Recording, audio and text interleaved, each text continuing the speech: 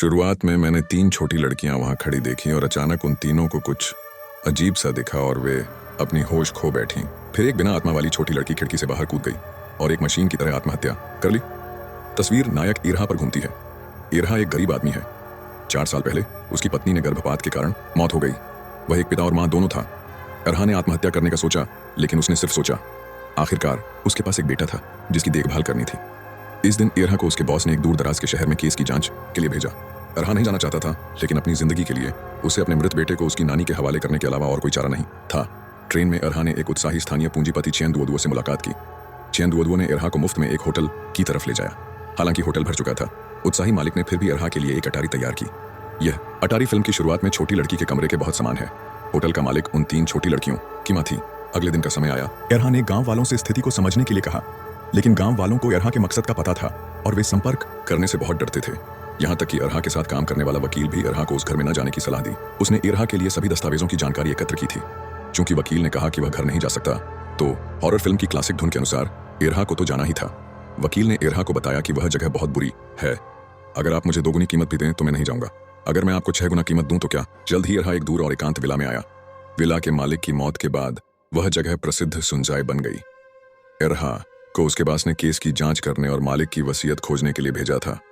अगर इरहा यह नहीं समझ पाया तो उसे निकाल दिया जाएगा। इस भूतिया शोंगजाई में इरहा बहुत नर्वस था, लेकिन अपने परिवार का समर्थन करने के लिए उसे अपने दांतों को दबाना पड़ा।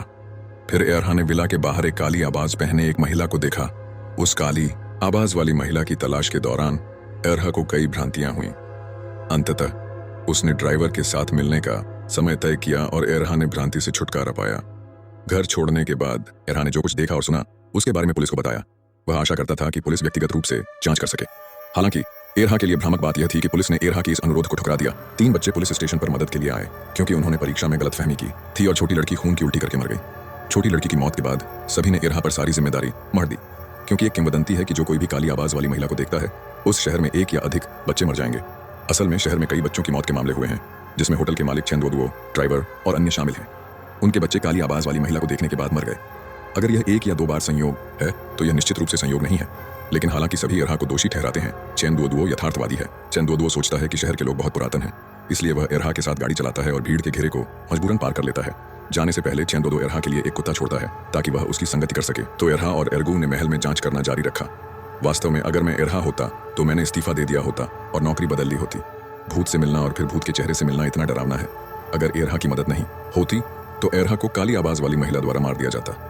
लेकिन जब इरहा भूतों से पूरे एक दिन और रात डर कर बाहर नहीं निकल पाया और लगभग टूटने वाला था, तब अंततः चेन दुओदुओ उसे लेने आया। और इरहा डर के अलावा बिना दोष के नहीं है। जांच के दौरान इरहा ने सीखा कि काली आवाज वाली महिला की बच्चे की देखरेख उसके पति ने चुरा ली थी। पति ने काली आवाज वाली महिला को मिलने, फोन करने और पत्र लिखने की अनुमति नहीं दी। क्या ज्यादा है, काली आवाज वाली महिला को दुखी जीवन जीने के लिए पति ने जानबूझकर उनके बच्चों को कीचड़ में डुबा दिया। तो अब इरहा भी मानने लगा है कि काली आवाज वाली महिला की किंवदंती सच है, क्योंकि इरहा ने पिछले रात काली आवाज वाली महिला को फिर से देखा और शहर में आग लग गई। एक छोटी लड़की घर में फंसी हुई थी और बाहर नहीं निकल पा रही थी। इरहा जानता था कि वही लड़की थी जिसे उसने हत्या की और उसने लड़की को बचाने के लिए बेताब हो गया। नतीजतन उसने देखा कि काली आवाज वाली महिला लड़की को उसी जगह आत्महत्या के लिए नियंत्रित कर रही है। लड़की की मौत इरहा की आत्मा पर एक बड़ा प्रहार था, इसलिए उसने टाउन वासियों की मदद करने का निर्णय लिया। इरहा ने अपने जीवन के खतरे की परवाह किए बिना चेन दुओदुओ से उसकी मदद करने के लिए कहा, ताकि काली आवाज वाली महिला के बच्चे का शरीर खोजने के लिए वह कीचड़ में गहरे उतर सके। यह देखकर मुझे इरहा की प्रशंसा करनी पड़ेगी। वह वास्तव में समर्पित अभिनेता है और हैरी पॉटर की भूमिका निभाने का हकदार है, ताकि वह अपनी पहचान बना सके। एक कठिन और खतरनाक खोज के बाद इरहा ने अंततः शव पाया। जब इरहा और चेन दुओदुओ ने सोचा कि उन्होंने काली आवाज वाली महिला को बच्चे का शव लौटा दिया है, दुर्घटना फिर से हुई। इरहा का बेटा इरहा को लेने ट्रेन स्टेशन पर आया और फिर से काली आवाज वाली महिला को देखा, और इरहा का बेटा काली आवाज वाली महिला द्वारा नियंत्रित ट्रेन की ओर धीरे धीरे बढ़ रहा था। जब इरहा ने अपने बेटे को देखा तो बहुत देर हो चुकी थी। अंत में इरहा और उसका बेटा एक साथ मर गए, लेकिन सौभाग्य से जब दोनों की मृत्यु हुई तो वे इरहा की पत्नी से मिले। एक परिवार के 3 सदस्य और पुनर्मिलन एक अच्छा अंत था।